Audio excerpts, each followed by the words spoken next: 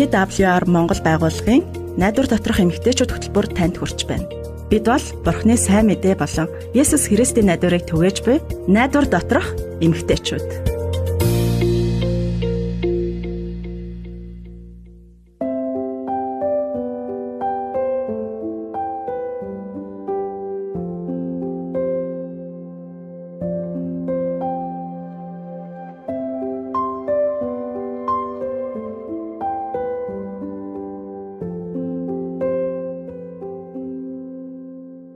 Найдвар доторх эмэгтэйчүүд нэвтрүүлэг эхэлж байна. Тэгээ гэрлээ байна. Та нартайгаа хамт байгаадаа баяртай байна. Би Жимсэн. За өнөөдрийн сэдэв маань болохоор гэр бүл олоолаа байна уу, цөөхөлөө байна уу? Нэг чухал зүйлийн талаар Марлаа маань бидэнд ярилцаж өгөхөр ирсэн байна. Тэгээ сонсогч та нараас нэгэн асуултыг би асууя гэж бодлоо. Гэр бүлэрээ хоол идэхээр суугаад хэр их цаг зарцуулдаг вэ? Бас би өөрөө болохоор энэ талаар нэг бодож байгаагүй юм байна гэж бодлоо энэ асуултыг бодож байхдаа. Гэхдээ Марлаатай ярилцсны дараа жижигхэн юм шиг хэрнээ маш чухал ач холбогдолтой зүйл юм байна. Гэр бүлэрээ тойрч суугаад хоол идэх нь гэдгийг ер нь бодоод сууж байна. Та нар ч гэсэн надтай бас адилхан санаа нийлэх байхаа гэж бодож байна. За сайн байцгаана уу? Нэвтрүүлэгтээ өрсөн та хоёртаа баярлалаа. За өнөөдөр хамтдаа хооллдог гэр орондоо сайхан хоол хийгээд ярилцаа суух дуртай гэр бүл аз жаргалтай байдгаа. За тэгэхээр Солонгост бас хамтдаа сайхан хооллох гэсэн санаа одоо хоол зүүн өдөрдмжинд байдгийн билээ л дээ. Тэгэхээр бараг бүх газрын соёлд найрсаг нөхөрсөх байдлын хэмжүүр нь хамтдаа сайхан хооллох байдгаа гэж хэлж болно гэх юм уу. Тэгэхээр манай улсад болохоор гэр бүлэрээ хамтдаа хооллох гэдэг улмал одоо багасаад байна гэж харж байна. Тэгэхээр миний бодлоор энэ их онцгүй юм байгаа. Ер нь бол гэр бүлийн гишүүд бүгдэл завгүй бүгдээрээ л одоо бие биедээ гарах цаггүй болж байгаа энэ цаг үед Америкийн Чинчинати хүүхдийн нэгдсэн эмнэлэгт одоо эмчнэр өсвөр насныхны дунд дасан зохицох болон сэтгцэн эрүүл мэндэд гэр бүлээс нь юу хамаарах вэ те? За хамгийн их холбоотой байдаг талаар судалгаа хийсэн юм байна л дээ. Тэгсэн чинь 7 хоногтоо 5-аас дээш удаа гэр бүлээрээ сууж хоололдог хүүхдүүд хууль зөрчиг асуудалд холбогдох мансууруулах бодис гэх мэт зүйл хэрэглэх нь одоо бага гарсан байгаа. Тэгэхээр сургуульдаач илүү амжилттай бас суралцдаг гэсэн судалгаа байна л да. Тэгэхээр үүнээс харахад зарим эцэг эхчүүд олон төрлийн орцоос бүрдсэн хоол идэх дурггүй одоо тийм хүүхдүүдтэй тэмцдэг штеп. Тэгэхээр хүүхдүүд угаасаа ийм төрөөгүй тэд амьдралаасаа одоо суралцдаг. Тэгэхээр бид хүүхдүүдтэй хэрхэн хооллоход нь үлгэр дуурайлал болох хэрэгтэй гэсэн үг өөрсдөө тий. За хүүхдүүд хоолноос татгалзаж ээж аавыгаа өөрийнхөө байлгаж хянах гэж оролддог юм байна. За бид нар ч гэсэн ер нь тэгдэгчтэй хүүхдүүдээ за манай хүүхд ногоо иддэггүй манай хүүхд иддэггүй гэл тий. Ер нь өөртөө баг ялгаад тэгчгээд идэх тий. Бараг дасахгүй өөртөө тааруулаад идэх тий. Энэ үзэгдлийг хэлж шүү тий. Тэгэхээр бид хооллох цаг заваа одоо 5 тухтай болгоул эдгээр асуудлаас зайлсхийхэд тусалдаг юм байна. За мөн хооллох одоо цаг гэж байгаа штэ. Тэр цаг маань маш тайван бас ингээд телевиз, гар утас, интернет гэх мэт одоо ингээд бусад хүчин зүйлүүдэд ингээд саад болохгүй байлгах тийм боломжтой. Тийм орчныг бүрдүүлэх хэрэгтэй гэсэн үг. Иймэрхүү зүйлсийг бол хажуудаа байлгаж болохгүй.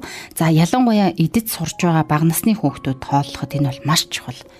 За хоолны цагаар нэг их хачир энтер байх шаардлагагүй бас ингээд уснаас бусад уух зүйлийг хязгаарлах хэрэгтэй гэж үздэг юм байна л да. За хүүхдүүд ер нь өдөртөө ганц аяг жуус уухад бол хангалттай штэ. За хитрхи их чихэрлэг ундаа амттай энтер ч одоо хүүхдийн хооллох дуршлыг бууруулдаг тийм. За хоолны цэсэндээ шинэ юм одоо байнга нэмж байхыг зөвлөдөг юм байна. Тэгэхээр бас хоолоо бага хэмжээтэй портлох хэрэгтэй гэсэн үг. Хүүхэд ингээ шинэ хоол хүнс нэг өмөх балгыг идэхэд бол болоо гэж үзээд за хүүхэд одоо гайхаж сониучрахад тэгээд идэх дуртай болох тийм магадлалыг одоо нэмж өгнө гэсэн. За амталгаа нь өөрчлөгдөж дараа нь дахин хийж идэж болох юм. За тэгэхээр шинэ хоол одоо бэлдэж байх үедээ хүүхэд өөрөө оролцвол илүү сонирхож дурлах байх гэсэн санаа байгаа байхгүй юу? Тэр хүүхдийг хоолныхоо хийх явцад оролцуулах нь шүү дээ. Манай ээжүүд бараг тэгээд цааш муухай юм болох шин гэл холдуулаад идэх. За тэгэхээр өөрт нь одоо тохирох ажлыг даалгаж хийж болох юм байна. За хооллох цагийг тэмцэлдэх цаг болгох хэрэггүй. За хоол ид гэж одоо шахаад эсвэл ингээд хоол идвэл энийг өгөн тэрийг өгөн гэх бас бүр шаардлагагүй. Гэхдээ одоо дураараа байхын зөвшөөрөхөөс зайлсхийх хэрэгтэй гэсэн үг л дээ. За Хүүхэд маань ингээ арай томхон болсон хойноо гэр бүлэрээ идэж байгааг л одоо шийднэ гэсэн үг. Гэр бүлэрээ юу идэн тэрийг л идэн тийм ээ. За тэнгууд тухайн цагт одоо идмээргүй байгаа хоолыг хойш нь тавьчих бас болно шүү дээ. Заавал шахахгүйгээр те. За хүүхэд өлсгөөрөө хоолоо идэнэ. Хэрвээ дургуцаад байвал та өөрөө том зургаар нь харах хэрэгтэй л дээ. Жишээ нь хүүхэд юу ч идэхгүй байхад тоохгүй хайж юусоо болохгүй. За гэр бүлэрээ амттай сайхан хоол хийж идээд амрах, хамт байх гэдгийг битгий мартаарай гэж зөвлөмөр байна.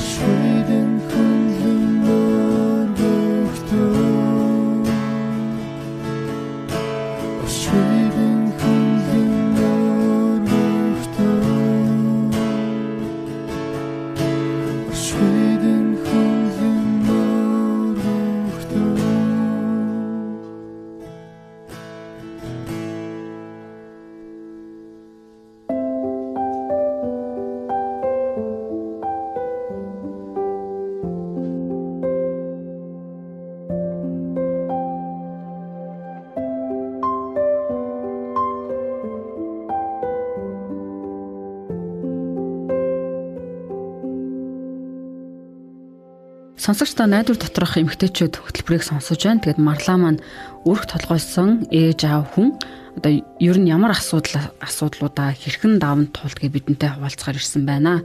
Тэгэд нөгөө салалтаас болж өрх толгойсон одоо амьдралаар ганцаараа бүх ачаагаа үүрэх хэрэгтэй болсон одоо хүмүүс байгаа. Тэгээд энэ бүгд одоо танд маш их сэтгэлийн шаналл, дарамт болтго нь мэдээж ойлгомжтой. Тэгэхээр таны өмнө буруу зүйл хийсэн тэр хүнийг уучлах нь ямар чухал вэ? Тэгээд энэ талаар марлаа минь бас бидэнд хариулж өгөөч. За тийм. Миний таньдаг нэг залуухан эмэгтэй сайхан гэрлэлтэй цуцлуулсан. Тэгэхээр нөхөр нь уг нь одоо тэрний бүхэл зүйл нь байсан л да. Тэр одоо залуухан, царайлаг, хөдөлгөөнтэй, ажилсаг гэ бүх зүйлээ хянамга хүн шиг байсан. Бүхэл зүйлдээ тэгж сайн ханддаг тий. Гисэн ч одоо сэтгэл хөдлөлөө барьж чадаагүй гэх юм уу? Өөр эмэгтэй таартай болсон. За тийм болохоор эхнэр одоо хүүхдүүдтэй маш их хямрал, сэтгэлийн шарахтаа үлдээсэн гэсэн үг. За найз нар нь эхнэрийн тэр их шаналл гунигаа даахгүй байх л гэж бодож байсан юм байна л да. За тэнгуү цаашдаа яаж давахыг хинч мэдэхгүй, хідэн хүүхдээ яаж өсгөх юм байгаа нь тий? Бүгдээрээ л тусалсан. Бүх хүн л одоо эрвэхээрээ тусалж байгаад одоо харахад мэдээж сайхан байсан. Гисэн хэдий ч найз маань орой унтахын өмнө ингээ ганцаардаад гомдож одоо өөртөөгөө нүүрт болно гэх юм уу. Тэгдэг. Тэгээд тэр нь болохоор өөрт нь буцаагаад гадуурхагдсан, буруутгал эсвэл уур бухимдал одоо өдөр бүр мэдрүүлдэг байсан байгаа. За тэгэхээр та одоо болон та нар маань ийм нөхцөл байдалд орж исэн үү те? Магадгүй хэрвээ хин нэг найзад чинь ийм зүйл тохиолдож байсан байж болно те. Тэгэхээр бүгдээрээ энэ талаар ярилцъя.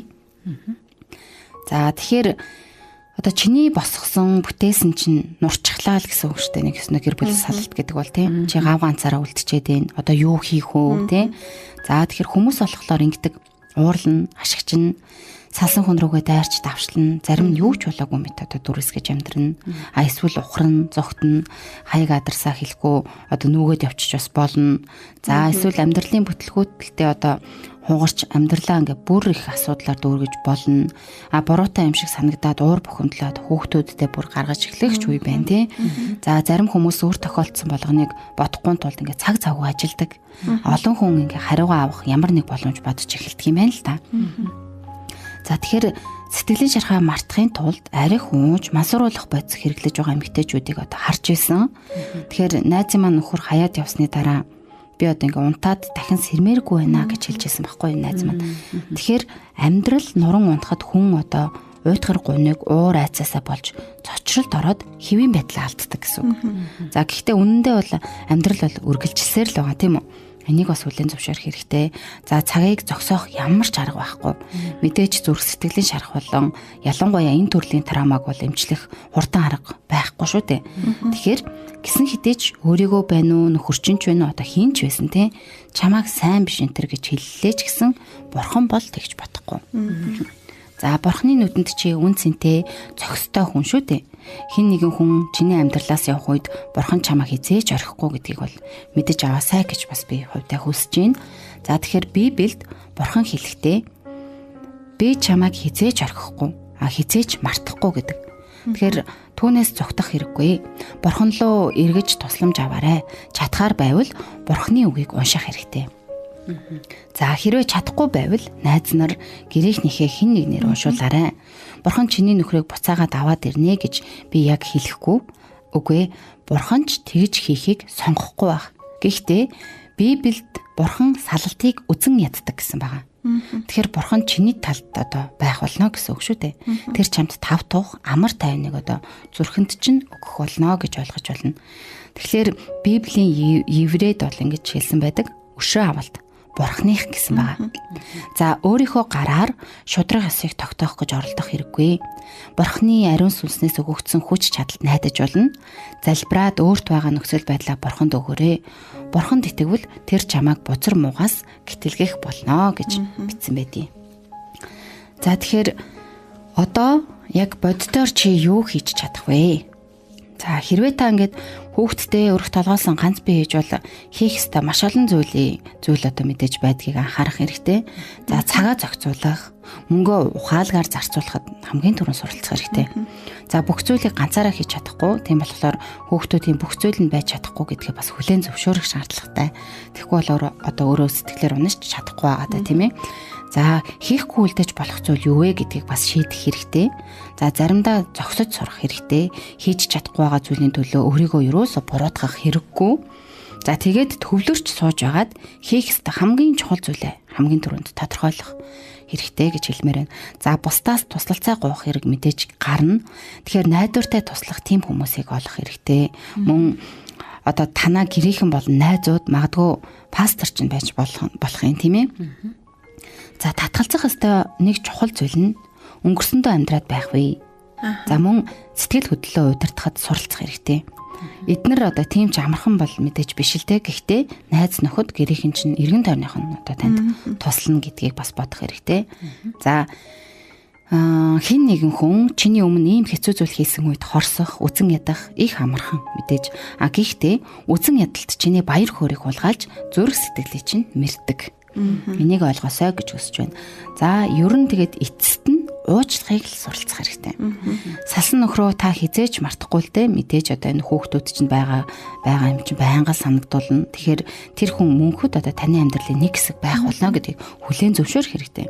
За нөхрийгөө уучлах гэдгийг яг өнөөдөр сонгочихвол одоо дараа нь ингээд санаанд орсон ч гэсэн шаналхгүй гэсэн үг. Шаналх нь арай бага. Тэгэхээр энэ хэцүү ширүүн замаар алхахдаа чамтай залбирлаар хамт зогсох найзаагаа ураарай гэж хүсэж байна. Тэгэхээр чамд тохиолдсон бүхэл тэр нөхцөл байдлууд дундаас Бурхан чамайг хэрхэн одоо гарахыг чи харах болно гэж зөвлөмөр байна. За мэдээж чи маш их ганцаардна. Гэхдээ ийм амьдралыг давж байгаа өөр хүмүүс ч байгаа гэдгийг бас санах хэрэгтэй. Чи ганцаараа биш тийм ээ. Тэгэхээр олон хүн энэ замаар нулимстай давсан. Зарим нь Бурханы тусламжтай даваад гарсан байгаа. Тэгэхээр чи ч гэсэн давж чаднаа л гэсэн үг. Бурханд хандан хашгирч болно. Тэгэхээр тэр чамайг одоо золин авсан чиний хамгаалагч юм шүү дээ. Тийм учраас Есүс Христ чамд амласныхаа дагуу амар тайвныг өгч чамайг аврах болно гэдэгт итгэх хэрэгтэй. За хэрвээ хүсвэл надтай хамт залбираарай гэж хүсье. Бидний аав минь, бид өнөөдөр таны дуу хоолойг сонслоо. Найз минь юу тулж байгааг та мэдэж байгаа. Өдөр бүрийнхэн амьдралд таны нэгүсэл хэрэгтэй байна. Түүнд туслаач гэж би залбирч байна. Хүүхдүүдэд нь туслаач. Гомдол, хорсол, уур хилэн зүрхнээс нь авч амар тайвныг өгөөч. Есүсийн нэрээр залбирлаа. Амен. Найз минь, би чамайг хизээж орхихгүй, хизээж мартахгүй гэж хэлсэн Библиэд байгаа тэр үгийг Бурханы амлалтыг та нар маань ч гэсэн битгий мартаарай гэж хэлмээр байна. Уучлахыг сурна гэдэг нь бидний сүнс, бие махбод, сэтгэл санааны эрүүл мэндэд маш чухал юм байна. Тэгээ та нар уншиж байсан байж магадгүй нэг түүх санаанд орлоо. Би анх удаа энэ түүхийг уншичаад Бурхан ямар агуу юм бэ гэж гайхаж биширсэн. Бас чадан ядан түүнд дуулууртай байх гэж хичээж байгааг минь ямар гайхалтай зүйл болгож чаддгийг энэ түүхээс харсан байхгүй. Тэгээд энэ Коритен бүүм гэх эмэгтэй бодит түүх. Тэгээд дэлхийн 2 дугаар дайны үед аимшигтай түүхийн гэрч болсон эмэгтэй байхгүй энэ эмэгтэй. Тэр Германы хорих лагерт хоригдож байсан. Тэгээд их чин түүний нүдэн дээр өлсгөлөнгөөр нас барсан байдаг. Тэгээд Коригийн түүхээс та нартай сонсгоё. Энэ түүх нь болохоор дайснаа хайрлах хайр гэдэг нэртэй түүх байгаа.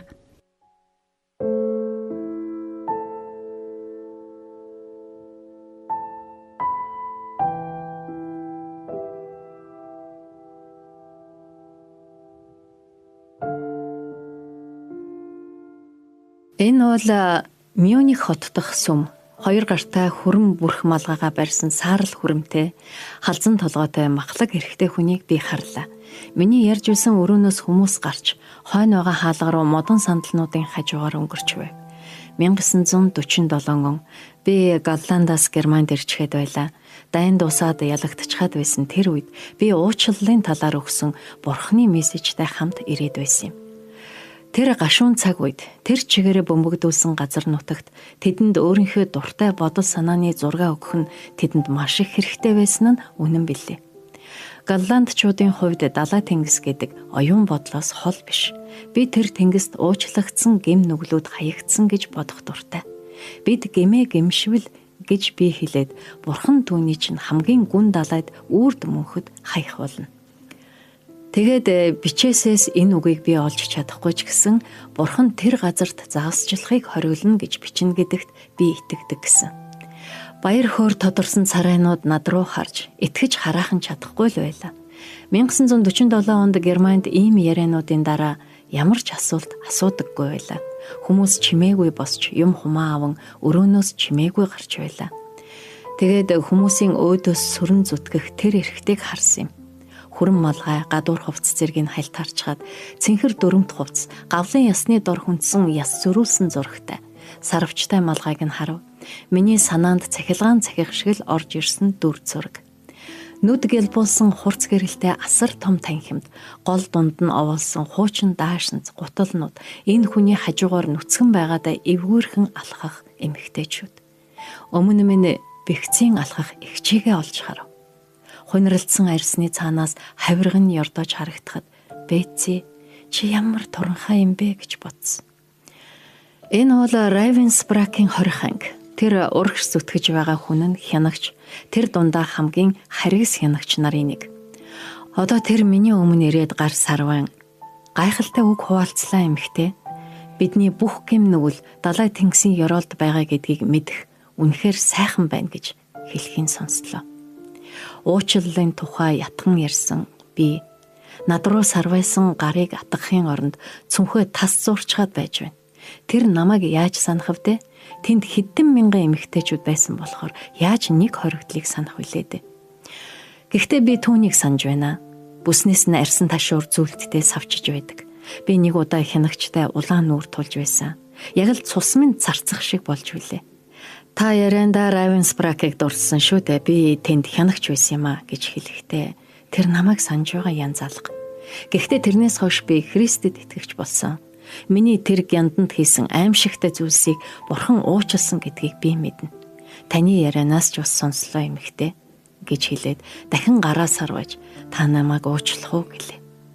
Би тэндээ гацаж гэм нүглэн дахин уучлагдсан би уучлж чадахгүй зогсож байна. Бэцээ ихч минь тэнд өгсөн. Түүний удаанаар зовж өгснийг ингэж зүгээр асуугаад л арилгачих юм уу? Тэр хүн миний өмнө ирээд гараа гаргаад нэг их удаагүй байх. Харин надад амьдралдаа өмнө нь хизээч амсаж байгаагүй хэцүү тулаан шиг урт хугацаа өнгөрсөн. Уучлах ёстойгоо би мэдэж байсан. Бурханы уучлалын тухай мессеж дотор нэг болцол бий. Бидний сэтгэлийг шархлуулсан тэр хүнийг уучлах тухай. Хэрвээ чи тэр хүний гмийг уучлахгүй бол гэж Есүс хэлж байгаа. Энэ зүгээр нэг тушаал биш, өдөр тутамдаа хэрэгжүүлэх зүйл. Дайн дууснаас хойш би Галландад нацистуудын харгислалын хохирогчдын төлөө байсан. Өөрсдийн яргалсан тэр дайснуудыг уучлж чадсан тэр хүмүүс хэдийгээр бие махбоддоо дүүрэн соригтой байсан ч гадаад хүний нийгэм рүү эргэн гарч амьдралаа эхлүүлж чадсан. Тэд тахир дутуу хэвээрүүлсэн. Энгийн юм шиг хэрнээ аимшигтай байсан. Зүрх минь хүйц дүүрэн тэндээ зогссоор байна. Гэхдээ уучлал гэдэг сэтгэл хөдлөл биш гэдгийг би мэднэ. Уучлал гэдэг хүсч буй зүйлийн үйлдэл, миний хийх ёстой шийдвэр. Есүсээ туслаач гэж би дотроо залбирлаа. Би гараа өргөж чадна. Би энэ зэргийг бол хийж чадна. Та тийм мэдрэмжийг өгөх болно. Хөшүүн хүчээр гараа өргөж над руу сунгаж буй гарт хүрлээ. Тэр мөчөд гайхалтай зүйл болсон. Миний мөрнөөс доош уруудан гарт минь хурж бидний барьсан гарт гүйдэл гүйхшгэл болсон. Энэ эдгэрлийн дулаан урсгал миний бүхэл биеэр тархаж нүднээс минь нулимс болон асгарсан юм. Аха, би таныг уучлалаа гэж би уйлан хашгирсан. Бүх зүрхээрээ. Хорих лагерын хянагч хоригдогч хоёр удаан гар барин зогсов. Тэгж мэдрэхээс өмнө би Бурханы хайрыг тийм гүн гүнзгий мэдэрч байсангүй. Тэгэл би ойлгосон. Энэ бол миний хайр биш. Би хичээсэн боловч надад хүч байгаагүй. Энэ бол ариун сүнсний хүч байсан. Ром 5:5-д бичигдсэнчлэн найдвар биднийг гонсойлгодгүй. Учир нь бидэнд өгөгдсөн ариун сүнсээр дамжин Бурханы хайр зүрхэнд маань цутгагдсан байдаг.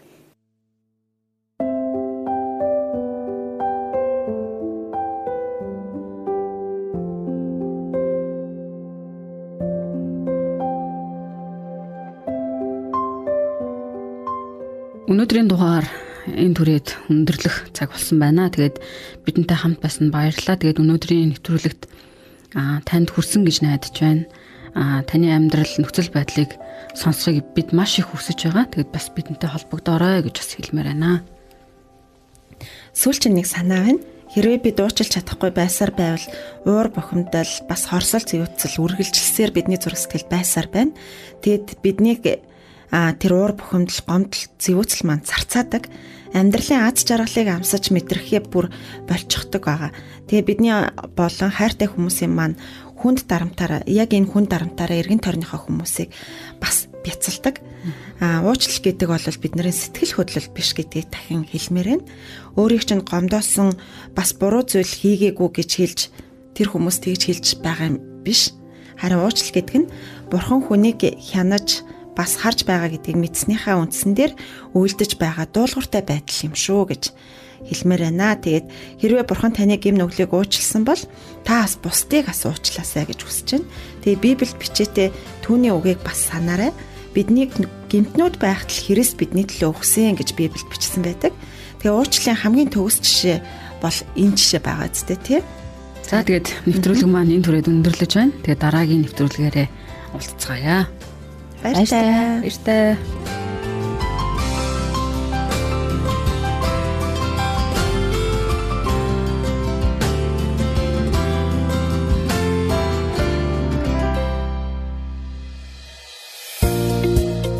Та TWR Монгол байгууллагын найдвар доторх эмэгтэйчүүд хөтөлбөрийг хүлээн авч сонслоо. Та бидэнтэй холбогдохыг хүсвэл TWR Women of Hope Mongolia Instagram болон Facebook пэйж хуудасаар мөн 9070751 дугаараар холбогдоорой. Нэвтрүүлэгтэй холбоотой таны санал сэтгэлийг бид хүлээн авахдаа баяртай байх болно.